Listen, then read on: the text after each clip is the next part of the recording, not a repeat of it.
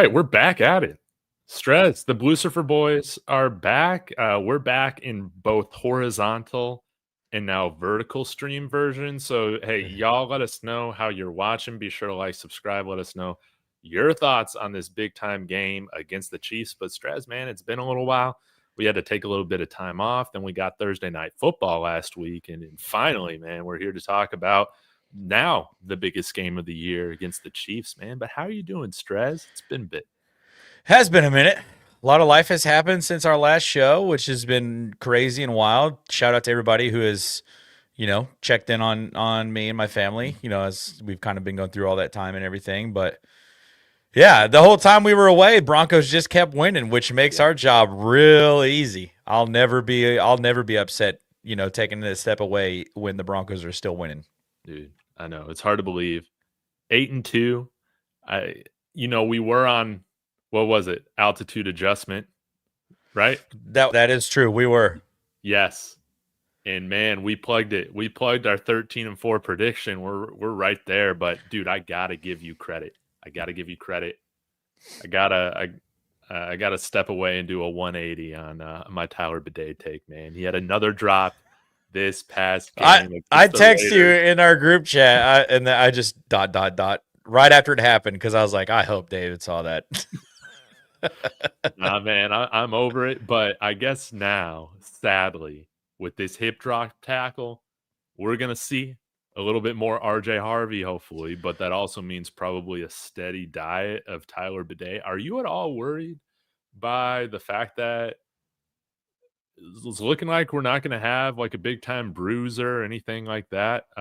Gearing up, is Adam Prentice going to transition to running back from fullback? I mean, what do you think about the running back room and situation right now going into Sunday? Yeah, I think we've seen Sean do a lot of good things with running backs who aren't necessarily bruiser types, over the years. I mean, he was able to use Reggie Bush really well. He was able to use Alvin Kamara really well. I'm not saying that RJ Harvey and Alvin Kamara, or RJ Harvey is Reggie Bush or Alvin Kamara, but he's got a little bit of both of them in him. He's got the speed. He's shifty. Put him out in space. Give him 6 or 7 carries every drive. We should be good there. So yeah, it'll be. I think he'll be fine, especially with running the way that the offense goes. I think it'll be fine. Mm-hmm, mm-hmm. I'm excited what he can do with a full workload, and yeah, instead of maybe 6-7 runs a game, now he's going to get like 15. Yeah, I mean he should have anywhere between 25 to 30 touches. Because obviously, we went out and brought Lil Jordan Humphrey back, right? What is going on with the fan base? That has been one of the weirdest reactions to a free agency signing I've seen in a very long time. We need to talk about that. But obviously, we know why they brought him back. We know what they're going to do with him. And, if we're able to get the ball out to RJ Harvey in space, on some of those screenplays, I think that there's a chance that RJ has, 125 plus yards of total offense this week, which would be fantastic for his rookie resume.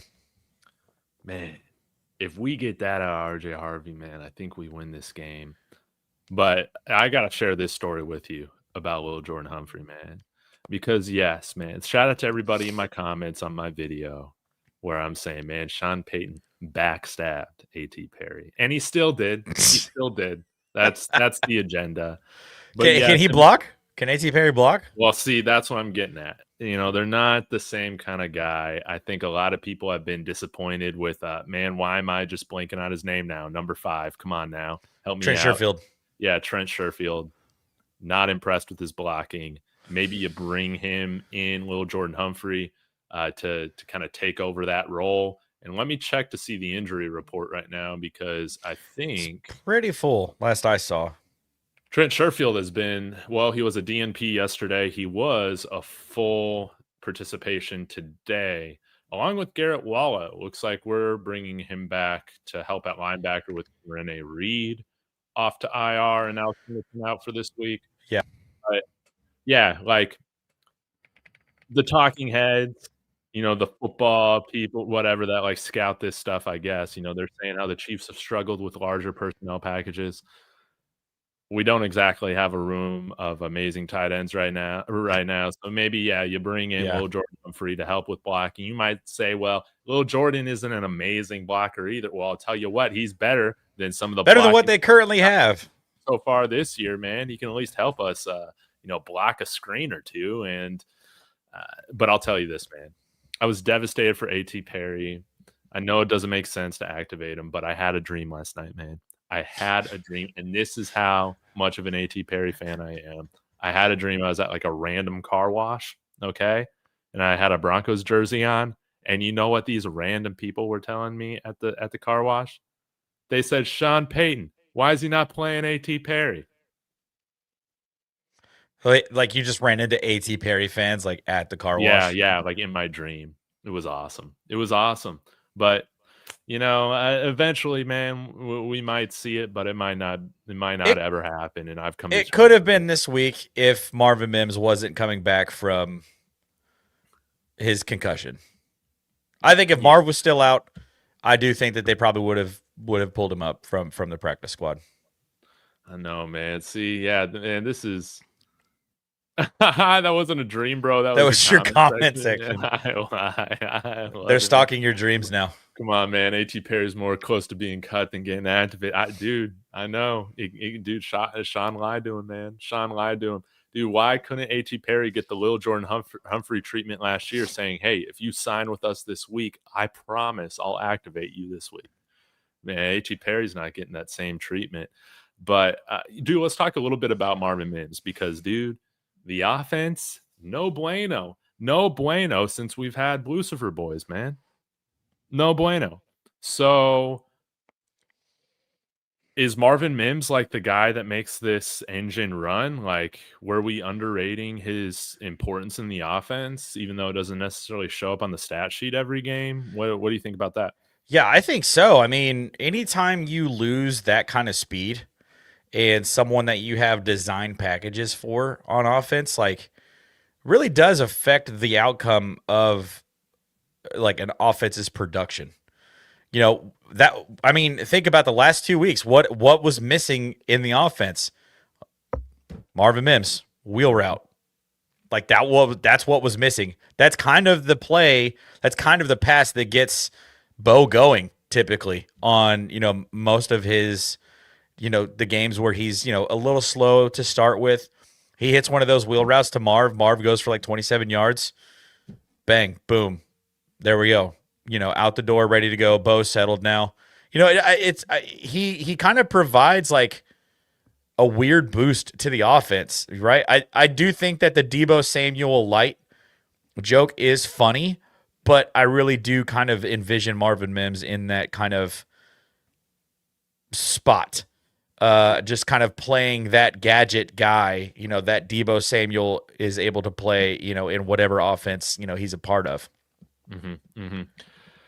Yeah, hey, shout out to Zigzag. Shout out to the Chiefs fans. Shout out to the random people that are finding us through the vertical stream, man. That's how this thing's happening, man. We're up to 45 viewers. Everybody's saying we're gonna lose. Chiefs are favored by 3.5 points coming into Denver, and I mean, we're gonna need a big game out of Bo Nix. It might need to be his best game or close to his best game of the year because, I mean, he's not facing the Cowboys defense this week. He's still facing a team that's letting up less than 18 points a game, just like our defense.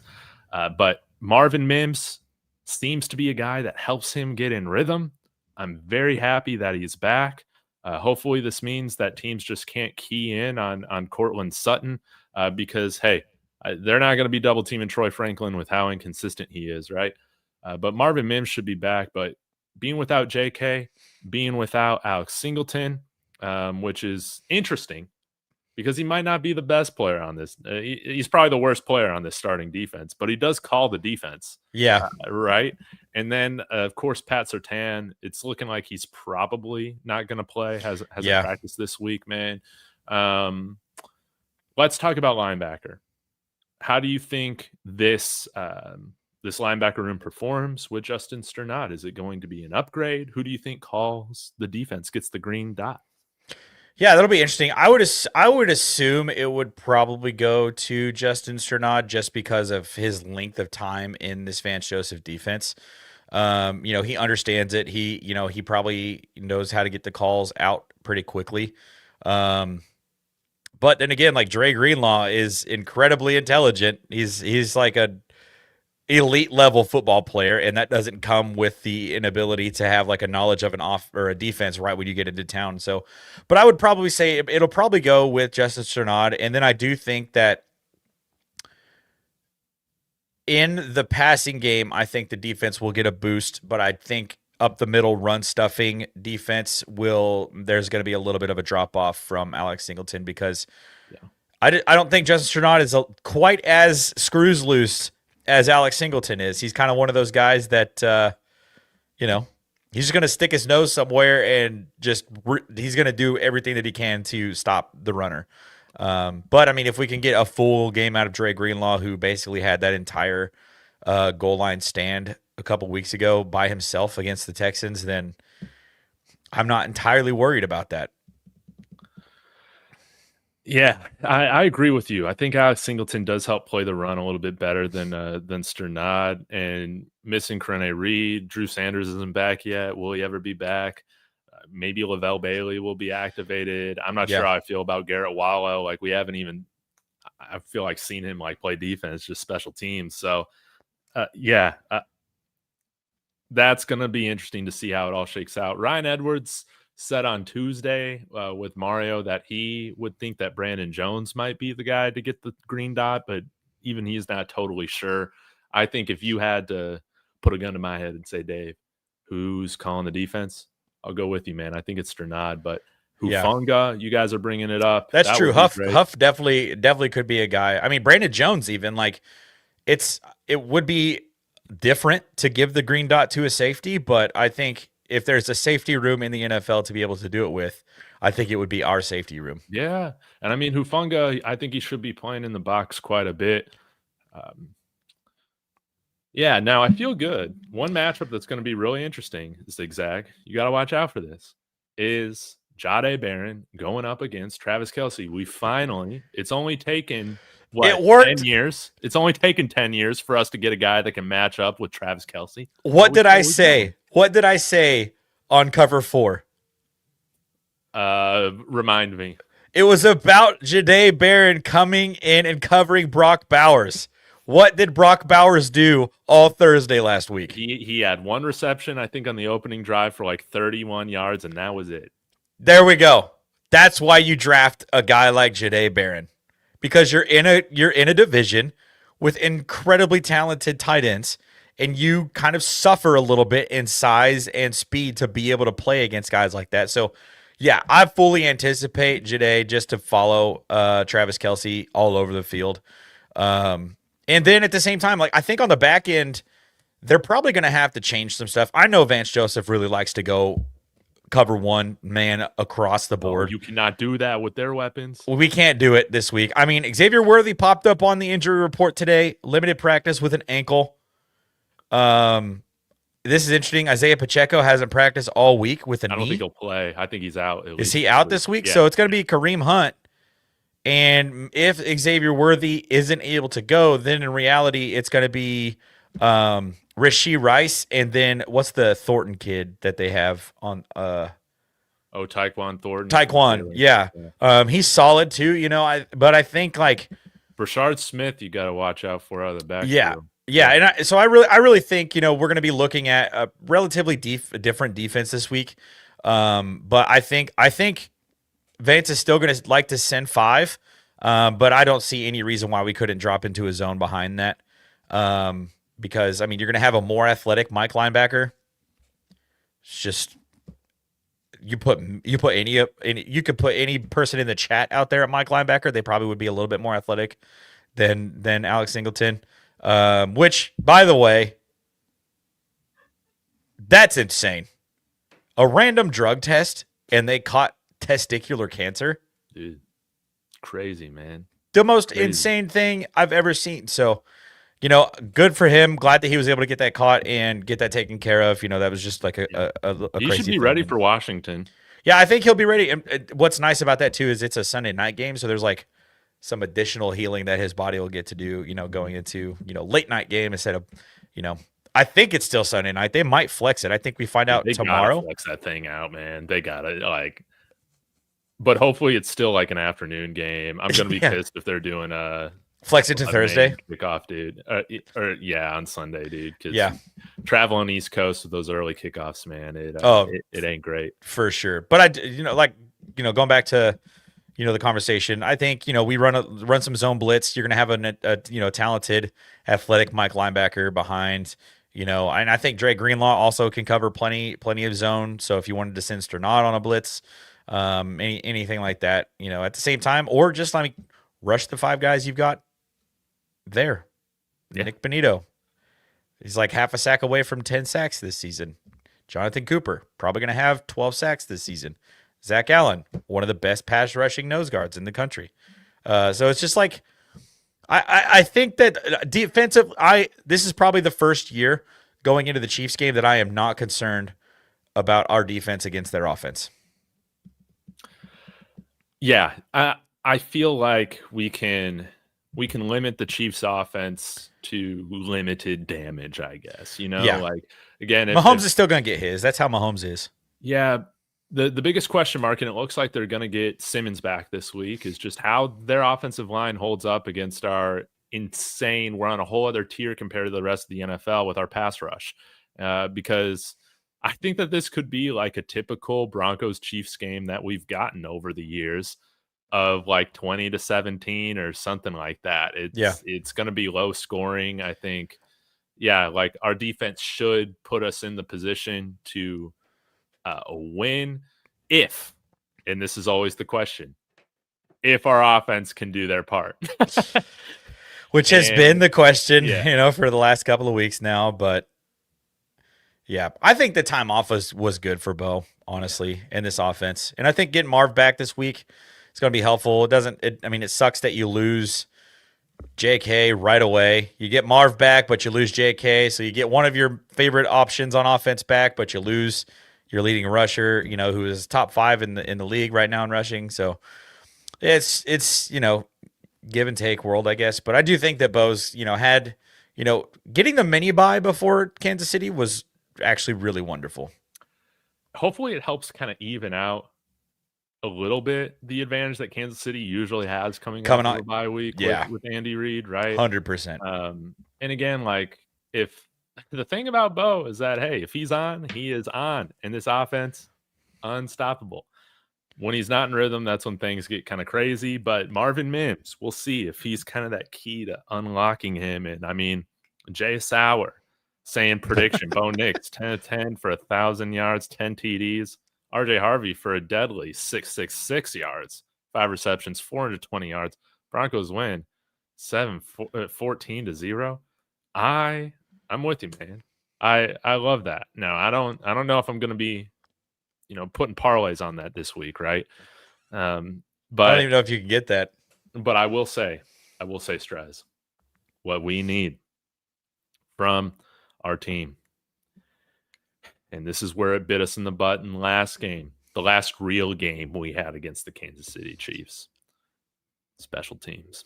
Yep. Special teams. They got to be a net positive in this game. I think in order for us to get this victory, we need special teams to come up with like a big play for us and no negative plays that are swinging the momentum in the favor of KC. So, what have you thought about the special teams play right now? I mean, what was going through your mind seeing Jeremy Crawshaw shank those things right after I called him MV punter? Yeah, I was. I don't even want to talk about it, honestly. Like, I'm tired of talking about the punter. It makes sense. If you punt more than anyone else in the entire NFL, you're going to have more opportunities for your punter to punt the way that Crawshaw punted this last week. But at the same time, we're out here, talking about, we drafted this guy. We drafted this punter. If you're a punter and you get drafted, you cannot go out there and perform like that. No. I don't care how windy it is. It's a 3-foot drop from your hand to your foot. Like, what are we doing? I was so annoyed. I wanted to throw everything through my television. That honestly, like that Thursday night football game was one of the worst Broncos games I have seen probably since that Colts Thursday night game. Dude, it was so ugly. It was awful. Dude, I totally forgot that Sean Payton doesn't hold practices, dude. He just like doesn't practice for those Thursday games. And yeah, which product's always terrible. It does help, like the Broncos case. Maybe they were watching more film on the Chiefs during that week too than I don't know. Maybe the staff. Yeah. Yeah, but I just it felt like they were completely unprepared. Like Bo looked unprepared. Defense looked great as always, but yeah, it was just so weird. It was so weird. Now, ever since Pat Surtain has been out, Woofy bringing up Riley Moss here, over under flags on Riley Moss. Now we are going up against the Chiefs, so you don't really 7. know, but nobody's picking on Riley Moss anymore. How about that? So maybe, again, man, they just got so much speed. I think Chris Abrams drained. He's going to have to step up. I think that he's been playing well, but I'm not as worried about our secondary with how they've played. As to like when it was first announced that Pat Surtain was going to miss some time, right? Agreed. Yeah, it's been 2 weeks of solid DB play. And having the pass rush that we do really helps kind of hide, yes, maybe some DB deficiencies. So hopefully we can get pressure on Mahomes this week. Kind of take a page out of what the Bills were able to do. They generated pressure on like 53% of their pass rush snaps by only sending 4. It was crazy. That's the plan that we need to do. That's what the Eagles did. That's what we got to do. Yeah. So and Mahomes had his passer rating when he's pressured is way different than just got to obviously keep him in the pocket, man. We got to keep him in the pocket, contain him. Run. I don't even know what they call it. It's kind of where you make sure that you stay on the outside and force him up in the pocket. So Nick Bonito, Jonathan Cooper kind of get their little horseshoe rush, force him up into Zach Allen, John Franklin Meyer, like get him into the big guys, muddy it up in there. Maybe we would be able to get our hand up, get get some, passes deflected at the line of scrimmage, which feels like only happens to Bo Nix. Yeah. I got a question for you. How do you feel like our containment has been on the edge? Because it's like, hey, with guys like Fields and stuff, I feel like we played it well. But then with more traditional pocket passers, right? Like Geno last week, he got out a couple times. Yeah, Dak had a handful of runs. I would still count Jackson Dart as a pocket passer, although Brian Daboll didn't really. But yeah, he got out for some scrambles against us, man. That's one thing I'm looking for. Like, I know our pass rush can get at it, but they are going to have to be. I would almost sacrifice maybe. I don't know, man. It's not like you would ever want to take away a sack, but if you're too aggressive, man, Mahomes is that guy that will make you pay. Yeah, every time on that. Yeah, and especially, there's going to be a play where Mahomes scrambles and breaks like 3 tackles, and then all of a sudden Travis Kelce's standing there like 22 yards down the field, just wide open, and you're going to be asking yourself, how the hell is he so wide open? It's just like that's going to happen. But the thing is how often can this defense mitigate those plays? Like how well can they limit those plays? Because that's really that's what you have to focus on when you're playing the Chiefs offense. They're going to get theirs. As long as they have Andy Reid and Patrick Mahomes, they're going to get theirs. But how well can you limit those plays and keep the stuff in front of you? Yeah, and big question is if we need to run the ball. Well, we definitely need to run the ball to have an opportunity in this. But in situations where you have to run the ball, can you execute? One thing that I really want to give the offense credit for, but everybody's forgetting about it because Bo Nix didn't look great on Thursday night. But he ran that 4-minute offense to close out the game against the Raiders perfectly, man. He did. A few throws that were money. I think there was at least one on 3rd down. And then, hey, Dobbins was able to run for the last like first down or so. They're able to ice clock. They could have scored more points. All right, guys, they could have scored more points if they wanted to. Yeah. But that's going to be key against Kansas City, is being able to get off some long drives. We definitely can't afford 6, 7 3 and outs like what we had last game. Yeah, no, I agree. I think what needs to happen this week is, and I think Sean has kind of shown us a little bit of it. I think there's going to be some more creativity in the run game than we've seen the first 10 weeks of the season, with incorporating Bo Nix's legs into that mix. I think when you're losing your starting running back, your RB1, your every down guy, and you're bringing in a rookie in his 11th game, and you have a quarterback that can move like Bo Nix can,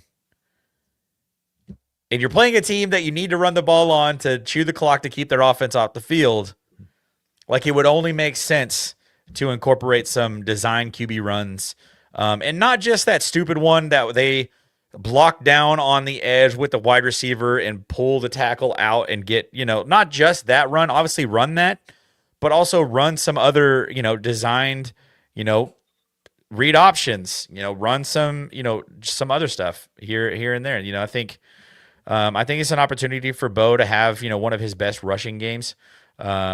Which I think he likes to, he's said it out loud. He likes to play with his feet moving. Move them, not in the pocket, just run, just go down the field, just take off. Yes. I want Bo to look like year 1, year 2 Lamar. Like, you have an arm, you have the physical capability of being a pocket passer, but until you figure it out, utilize the other strength in your game. You are one of the fastest quarterbacks in the NFL. Run. Mm-hmm. Don't try to make something happen.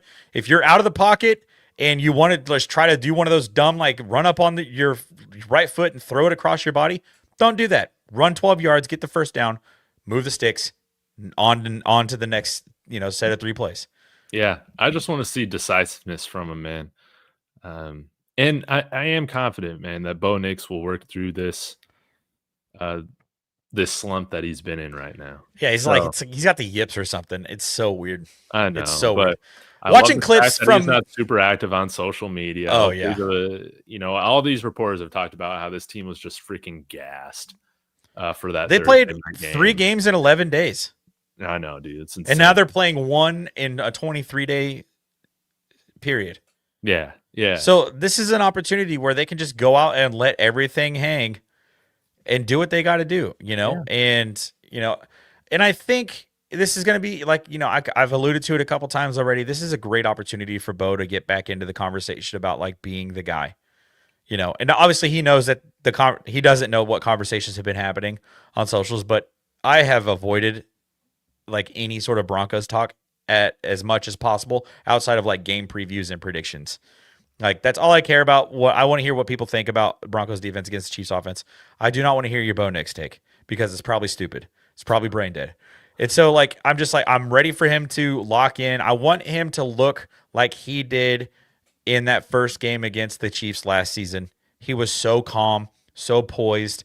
And that's kind of the trend that has been, I don't know if you've seen it on Twitter lately, but, like, Broncos accounts are, like, tweeting a video of, like, highlights from him from his rookie season where he's just like I shared one of the Falcons game from last year where he was just ripping the defense to shreds.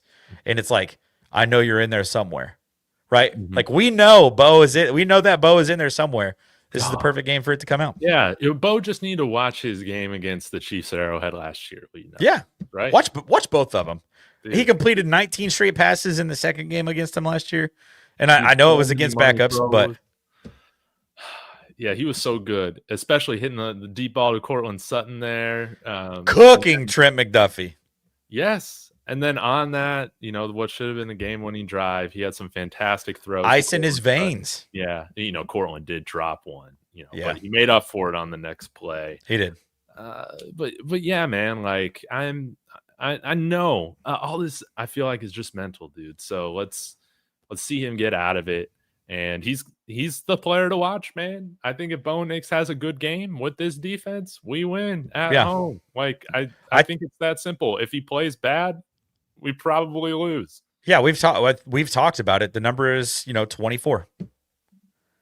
If this offense can score 24 points with the way the defense plays, we should win a lot of football games. And it'll help too if we can get out to an early lead.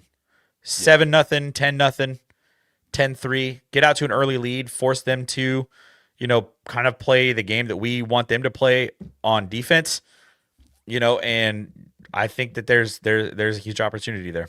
Yeah, no doubt about it. And Richie bringing up a wonderful point here. Bo has shown he's able to forget and bounce back. Yeah. Even from a drive to drive or throw to throw, like he's shown the ability to do that. So, and like now, like the narrative is like switched or flipped so much that, I mean, I do feel like this team does play better when their backs are against the wall. Obviously, we've seen that in the comebacks, but even just like when, they're expected right now. Everyone's picking the Chiefs. Chiefs are a real good team. In my opinion, they're better than their 5-4 record. Agreed.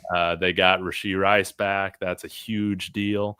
And like we got a lot to prove, man, but we should be offended. The Broncos players should be offended that they're 3.5-point favorites coming into our house on Sunday, man. Unacceptable. And we got to prove it, man. We got to make the NFL media fools. Now, hey, I'll just get to this question here from Wolfie, man. He said, do you feel like Drake May is ahead of Bo Nix in his second year? Not stats-wise, just the eye test? I would say yeah. But I think Bo Nix right there, man, for number 2. Now, if I'm hyped up, I'm always taking Bo Nix. No doubt about it. Has Drake May led a 33-point comeback? Has Drake May led a 17-point comeback on the road to the defending Super Bowl champions? Did he beat the Raiders? Did Drake May? Oh, Drake May lost to the Raiders. Exactly. And that's the most important piece that I think a lot of us forget. Like, yes, maybe the offense has been hampered by Bo Nix's play over the last couple of weeks. Bo is still figuring out ways to win the football game. Yeah. So, I mean, like, would I want a 320-yard passer that throws for 3 touchdowns? Sure. Would I rather that passer win a football game? Every time. Yeah. Every time. And I still feel like he will. I still feel like he'll surpass 4,000 yards. I think he's still, I think it's in there. And I think that we're going to be pleasantly surprised this weekend. Oh, man, I cannot wait. Now, KW saying, man, let's not forget refs, they're not going to let KC lose. I don't know, man. We should have won in Kansas City. But yeah, we might have to deal with an unfortunate call or two. To me, I'm not even thinking about the refs in this game, but I guess it is something, that we do have to pay attention to. But I hope it doesn't come down to ref ball. I agree. Cam Parker on Twitter earlier today, I meant to send this one to you. He quote tweeted a tweet and said, "The fix is in, I see." And so what it is NFL ref stats. Kansas City versus Denver officiating crew cheat sheet. Divisional home game teams are 13-16 in referee Adrian Hill's career. Divisional home underdogs are 7-9 against the spread with the same referee. Kansas City's 4-0 with this referee and his crew, including 3-0 on the road. Hill is an NFL leading 7-2 to the under in 2025. Hill is 18-10-1 to the under in career divisional games. Oh, man, that ain't good. So that ain't good. The ref ball's favoring KC coming into this game. Yeah. In home games, the Broncos defensive crowd rank as a top 5 unit, generating false start and holding penalty on opposing offenses. The all-important false start offensive hold combination accounts for an above average 41% of penalties assessed by Adrian Hill. So if we get, there's a chance. Their right tackle is off. He false starts every single snap. Dude, I hate that guy. And the fact that Jonathan Cooper and Nick Bonito have the 2 fastest get-offs in the NFL this season, if they don't throw the flag, I'm going to steal Taylor Swift's private jet from the downtown airport in Kansas City and fly it. I can't say what I need to say, what I want to say on the internet right now. But yeah. I got a question for you though. How Have you, or what have you made of Josh Simmons' year so far? I know he's missed some time with the Chiefs, but yeah, like from a left tackle perspective, what are your thoughts right now of him going up? Think it's going to be Jonathan Cooper or Benino most of the time? What do you think? I'm actually not sure. I wouldn't be surprised if they went Jonathan Cooper for the most part on him. I mean, that would be Buckeye on Buckeye, which would be really fun. I think that he's played really well, and I expected this. He was one of my favorite offensive linemen coming out because of how talented he was, and he played so many different positions on the offensive line for the Buckeyes last season. But I think he's played really well. But at the same time, like I think like the Chiefs' offensive line as a whole has been an issue for them this year. They've started to look a little bit better over the last like 4 games. But they broke down a little bit against the pass rush from the Bills in their last game. And, the Broncos have the best pass rush in the NFL. I don't think people are taking that as seriously as they should be when they're talking about this football game. So, I mean, whatever it is, whoever it is that's lined up over Josh Simmons in this game, I think it's not going to make too much of a difference because whoever's on the opposite side is going to eat and whoever is in the middle is going to eat, because I just think that I think they're going to have such a good game plan to get after the passer in this game. Yeah. And we've historically, like, Patrick Mahomes is like the one quarterback that we've historically been able to like make life difficult for. Yeah, we've limited him. So, and at first, when he was first a rookie, second, third year player, we weren't really good at getting him on the ground. But over the last couple of years, we've really started to actually like finish our pressures and actually sack the quarterback. Yeah, Nick Benito's fast enough to chase him down. Exactly. Sure. Vaughn slowed down a little bit there for a while. Yeah. Bradley Chubb never really could get there, but I think Nick Benito and Jonathan Cooper both are faster and good enough to get to him. Now, a couple things that I forgot to mention in the injury report. Jonathan Franklin Myers was limited today with a back. He wasn't on the injury report yesterday. And then Jonah Ellis has been a DNP with a hammy all week, man. We got to have everybody playing in this game. That's how I feel about it. Penalties. We didn't even talk about this. This is another huge key. God. Yeah. Dude, we can't have double-digit penalties and expect to beat the Chiefs, especially when most of that seems to be coming from the offense. It's the whole reason. It is the whole reason our offense has looked the way that it has looked. I shared that clip from K Adams the other day. Like we lead the offense in rush yards per attempt on first and second down, or we lead the NFL in yards per carry on first and second down. But somehow we also lead the NFL on 3rd and 11 plus, and it's because. And then in turn, we lead the NFL in punts.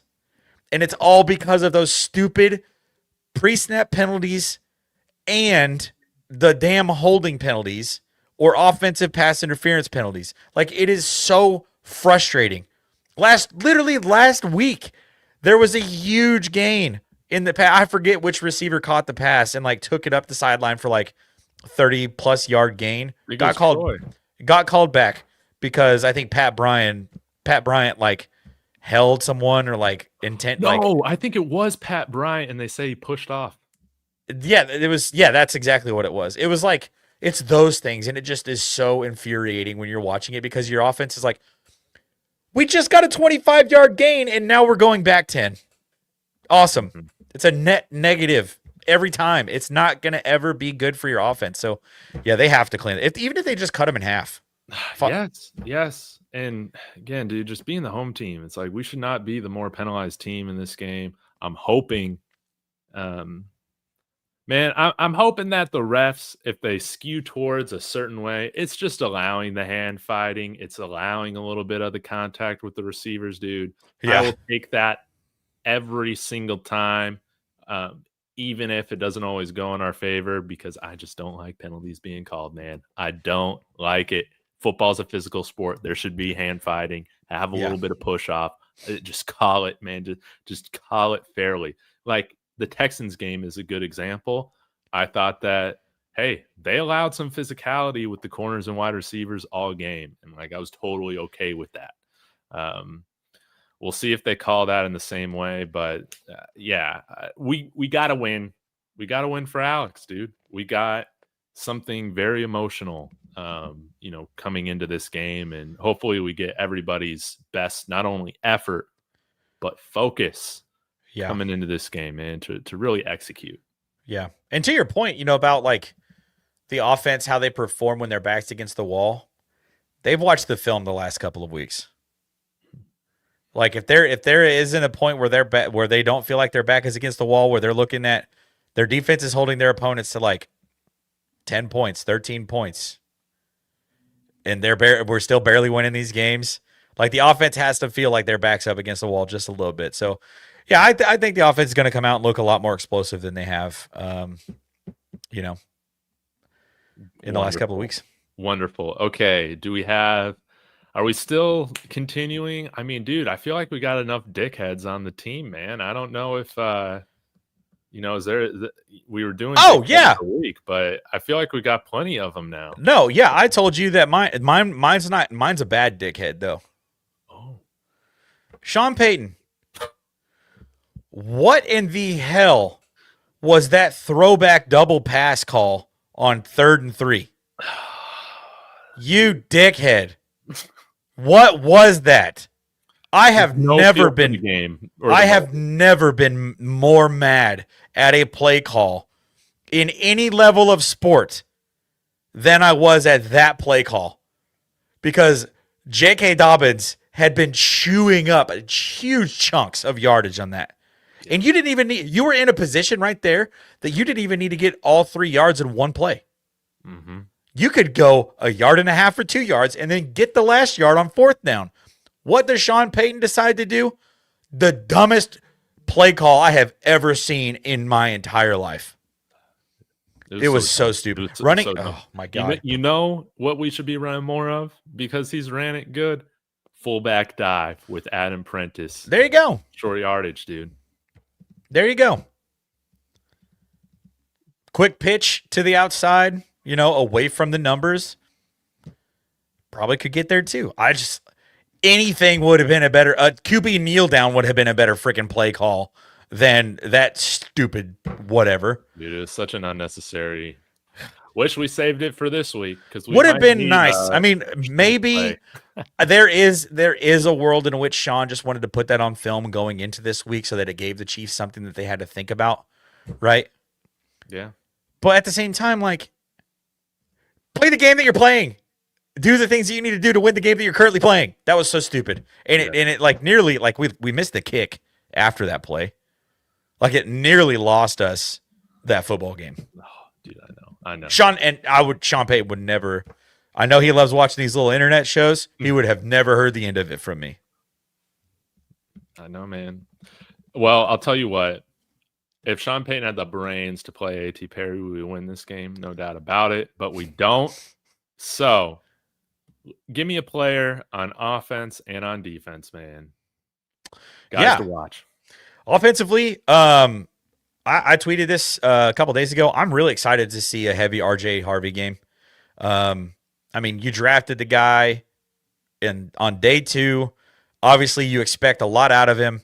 I'm really excited to see what he's going to be able to do when he really gets, greased up, ready to go, gets his legs warm, gets those first couple of hits out of the way, gets those yards going, start shooting them off. And then in the pass game too, I'm just really excited to see what a game where RJ Harvey touches the football 25, 30 times, what that looks like for this offense, because, that will, if that goes the way that it can go, it gives J.K. Dobbins the permission to take his time healing properly and not needing to rush back. So it's twofold. Obviously it would help you win this football game, but also it could help J.K. Dobbins feel more confident in, his recovery time, to know that R.J. Harvey's got him holding it down. And then on the defensive side of the ball, man, it's got to be, I'm going to say both of the Niners that came over this season. Yeah. This is the game. This is the entire reason why you brought Talanoa Hufanga and Dre Greenlaw into this locker room, for this exact game. You want to win the AFC West, you have to beat the Chiefs. You want to beat the Chiefs, you bring in elite level defenders. And Talanoa Hufanga has been playing an All pro. insane level of football this season. He is everywhere. And Dre Greenlaw, when he's back and when he's in, I pray for the people who get hit by this guy every time. Like, so this is the kind of game that you bring both of those guys in. So I'm cheating a little bit, but give me the Niner guys, the Bang Bang Niner gang boys, on that defense, and then give me RJ on the offense. I love it, man. Yeah, I'll start with defense. I was gonna go with Hufanga. You know, I think he's got to have a big game, but I'll pivot a little bit, man. Riley Moss. I feel like Mahomes company, they're gonna test him. Dirt man. Going up against probably Rashee Rice, or I wonder if you put Cat on him instead. But I think I don't know. They're both 5'11" corners, aren't they? Yeah, I think Riley's a little thicker. Yeah. So yeah, maybe you put Riley on him. But hey, if Riley Moss gets an interception, I think we win. If we can get an interception, that would be great. We need Riley some Moss, my takeaways. player to watch, dude. Let's not get flags. Let's bat away passes. Let's get picks. And then on offense, Lil Jordan Humphrey, baby. He is my player to watch in this game, dude. Sean Payton said, if you sign with us, I will play you immediately this week. Okay? So Lil Jordan Humphrey, I need you to block the screens. Good. I need you to help block these run plays. Good. Especially because we only got 3 tight ends right now, one of being which is 41 years old. Okay? But, man, I'm wondering if he gets involved in this pass game a little bit, man, just because it's not something that's been on film this year. What are we doing with Will Jordan Humphrey? Yeah. Gonna have to see. There have been moments where he's, caught a, shallow crosser and kind of took it to the house. There have been moments. So. Yeah. So Will Jordan Humphrey, man, if he scores a touchdown, we win. You heard it here. Will Jordan Humphrey scores, baby. So all that to say, my score prediction, I'm still keeping it what it's been this week. 2017 Broncos, baby. What about you? I like that score prediction, honestly. I feel like that's what the score is half the time we play. Yeah, you're not wrong. I think this is going to be a classic Broncos game. Classic Broncos Chiefs game. Give me Broncos win.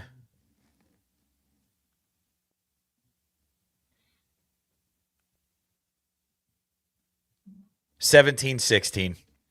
Dude, we make the field goal at the end of the game this year. We make the field goal. Yes, we need to exercise that demon. We just need to exercise it. Yeah. Dude, shout out to Colin. He's a Denver Broncos fan. Let's go. Are we forgetting about the times last year? No, that Will Jordan Humphrey dropped everything and got penalties. No, we're not forgetting.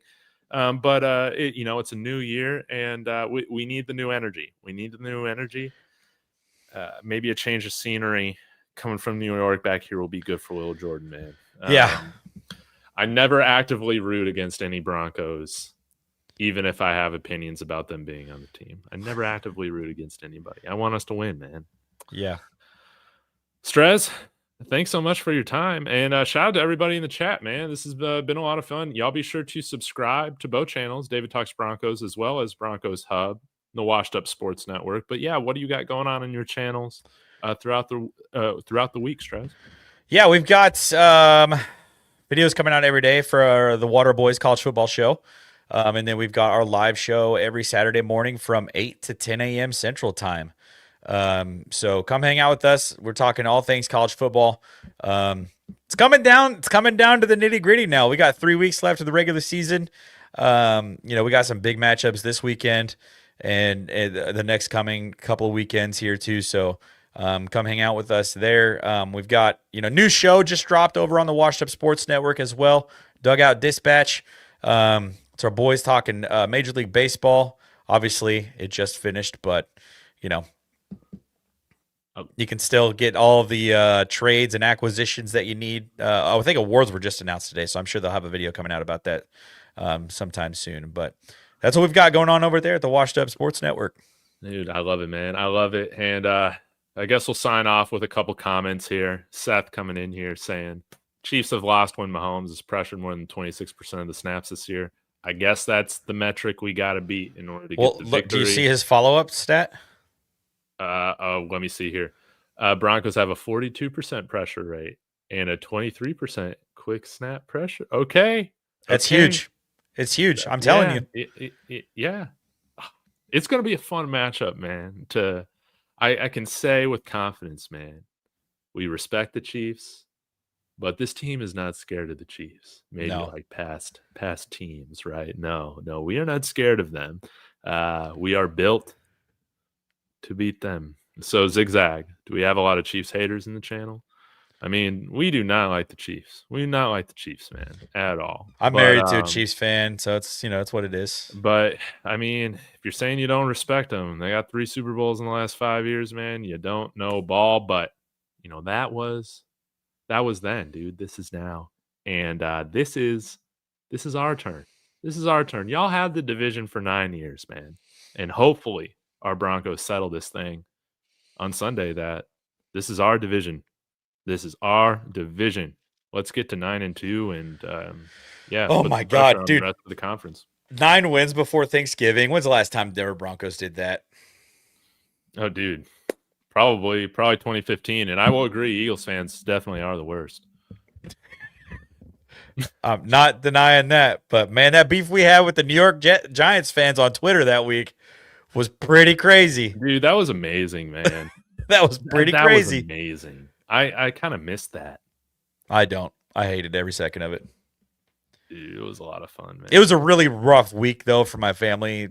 So I think if it was like a different time of the year, probably would have been different. But yeah, that was something else. Now, I think KW was saying earlier this week, he's like, man, I'm not pumped that I have tickets for this game. Well, hopefully you're excited now, KW, because I think it's going to be a tremendous game. Yeah, hopefully we talked you into it. Be excited. Yeah, so hopefully you've warmed up to it. He's bringing his daughter to her first game. What a great game to go to. Broncos, Chiefs at home, baby. It's going to be beautiful. So, Strez, I guess we'll sign this off. Maybe the New York Jets can pull off a miracle here, but it's not looking like it. Man, I pull for Justin Fields always. Yeah, he looked like a real quarterback at Ohio State, and I don't really know what happened because I thought he was a better quarterback than this. Yeah. But this is his third team, dude. It's the same thing. I know, it's rough. Yeah. Oh, well. All right, guys. I'll be back tomorrow. Be sure to tune into Strez's shows as well. But thank you guys so much. Broncos Country. Hey, we had a little bit of Chiefs Kingdom in here. It's going to be a fun matchup, and it's only round 1. So y'all have a wonderful evening. We'll be back again soon. Go Broncos.